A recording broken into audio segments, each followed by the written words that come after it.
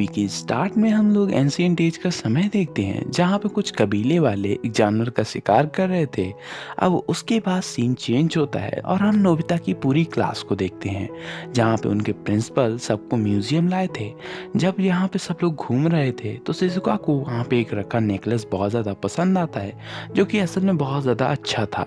तो Nobita Shizuka को promise कर देता है कि वो उसे टाइम मशीन से वक्त में पीछे ले जाके उस इंसान से मिलवाएगा जिसने इसे बनाया है।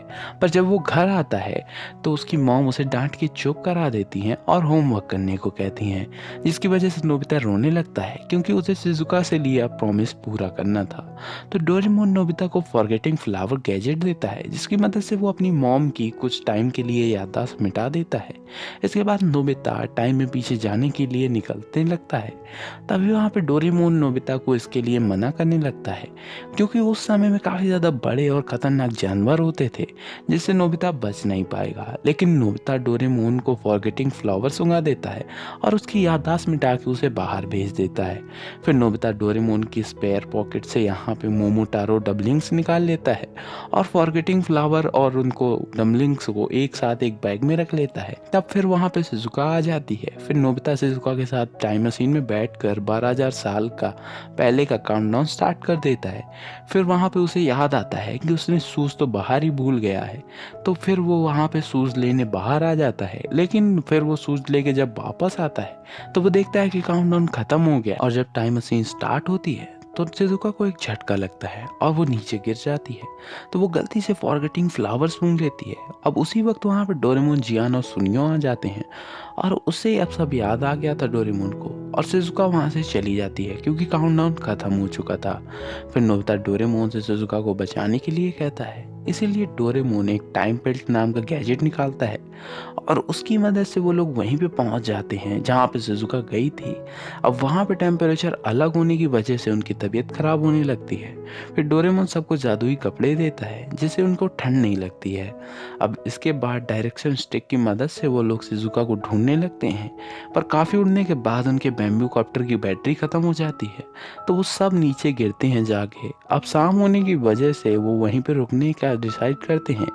वहाँ पे रात में उन सब पे एक टाइगर हमला कर देता है तो उससे बचने के लिए डोरेमोन मोमोटारो डमलिंग्स निकालने लगता है, पर नोबिता उसे बताता है कि उसने पहले ही स्पेयर पॉकेट से वो निकाल लिए थे।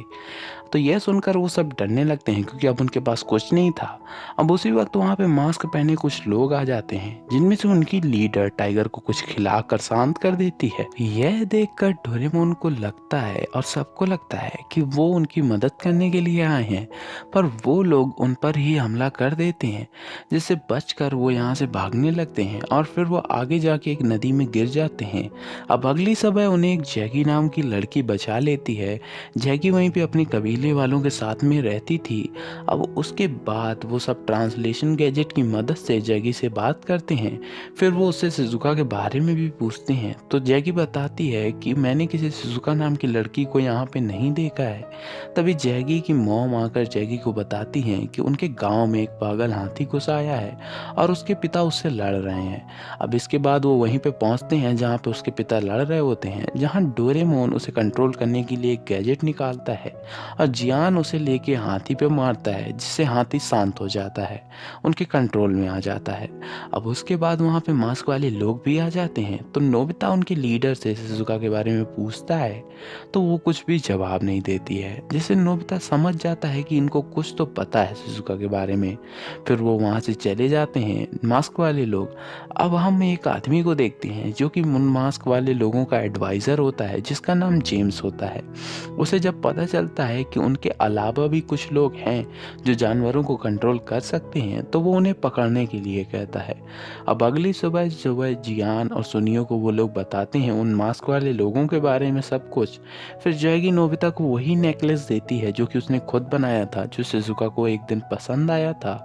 अब नोबिता और डोरेमोन मास्क वाले लोगों के बारे में जानने के लिए उनके इलाके में मास्क पहन के जाते हैं।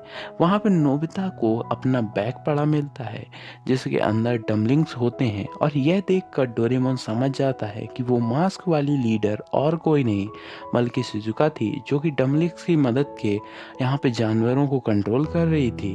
अब वो यहाँ पे और जानने के लिए अंदर जाते हैं गुफा के, पर उसी वक्त वहाँ पे उनके लोग आ जाते हैं और उन्हें पकड़ लेते हैं और उन्हें टाइगर के सामने बांध देते हैं। अब तभी जियान आके हाथी ला के जैगी और सुनियो के साथ में हमला कर देता है। अब यह देखकर जेम्स वहां से शिजुका को लेके भागने लगता है, तो डोरेमोन और नोबिता उसका पीछा करते हैं। फिर वो एक जगह पहुंच जाते हैं जहाँ पे जेम्स उन्हें बताता है कि कुछ दिनों पहले मुझे शिजुका एक जंगल में पास पे पड़ी मिली थी, जिसे कुछ भी याद नहीं था। साथ ही उसके पास एक फूल और ये कुछ फल थे। अब इन्हें देख के पहले तो वो कुछ समझ नहीं पाया और उनका यूज़ भी नहीं जान पाया, पर थोड़े दिनों बाद वो सब समझने लगा। फिर मैंने शिजुका को एक कबीले का लीडर बनाकर आसपास की जगह पे यहाँ पे राज करना शुरू कर दिया। अब इसके बाद वो शिजुका को नोबिता पर हमला करने के लिए कहता है, तो शिजुका को कुछ न याद होने की वजह से वो नोबिता पर हमला करने लगती है। नोबिता उसे सब कुछ याद दिलाने की कोशिश करता है, साथ ही वो उसे नेकलेस भी दिखाता है, जिसे देखकर शिजुका को अपना वहाँ पे प्रॉमिस याद आ जाता है। अब उसे यहाँ पे सब कुछ याद आ जाता है। अब यह देखकर जेम्स उसी गैजेट से नोबिता पर अटैक करने के लिए आगे बढ़ता है, तो शिजुका उसके सामने आ जाती है। तो नोबिता को तो कुछ नहीं होता है और शिजुका भी कुछ नहीं होता है उसे, क्योंकि वो सिर्फ जानवरों को कंट्रोल करने के लिए होता है और उससे कोई भी हानि नहीं पहुंचती थी। फिर डोरेमोन वहाँ पे फॉरगेटिंग फ्लावर जेम्स को सुंघा देता है और उसकी याददाश्त मिटा के उसे एक अच्छा आदमी बना देता है। फिर वो सब कबीले वालों को बाय बोलकर अपने घर आ जाते हैं।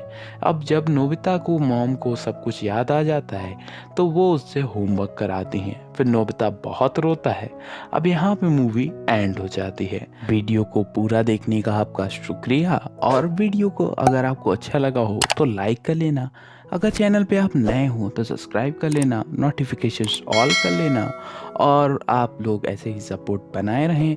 और इंस्टाग्राम पे भी हूँ मैं, तो वहाँ पे भी जाके फॉलो कर लेना, क्योंकि वहाँ पे फॉलोअर्स कम हैं।